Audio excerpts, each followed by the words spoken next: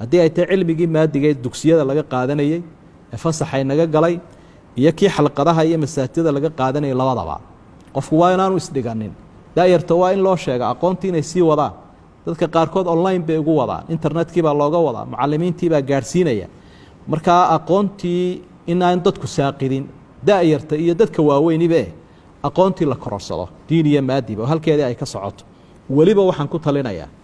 in mucallimiintiina mushaharkoodii iyo xaqoodii la siiyo waa arrin aad iyo aad baraarujin mudan oo dadka qaarkood baa waxay u baahdeen u fahmeen haddii dugsiyadii la fasaxay in macallinkii aan waxba la siinayn macallinkii waa diyaar aafuun baa dhacdee isagu dee heshiis baynu la gallay inuu yahay qof inoo karaysan oo inoo adeegaya oo aqoon fidinaya isagii waa diyaar marka caqadkii aynu la gallay iyo heshiiskii xaggiisii kamuu bixin aafaa timid marka innaguna inaynu ka baxno maaha marka meel wax lagu bixiyana aqoontaa u qiimo badan marka mucallimiinta hadday qur-aan dhigayeen iyo haddii ay cilmi dhigayeen iyo hadday jaamacad dhigayeen iyo hadday iskuul dhigayeenba caqadkii heshiiskii waa sidiisiiye in caqadkaa laga baxa maaha ee waa in mucallimiinta sidoodii loogu diraa mucallimiintuna aqsaa xad inta u badan ee ay dadka wax gaadhsiin karaan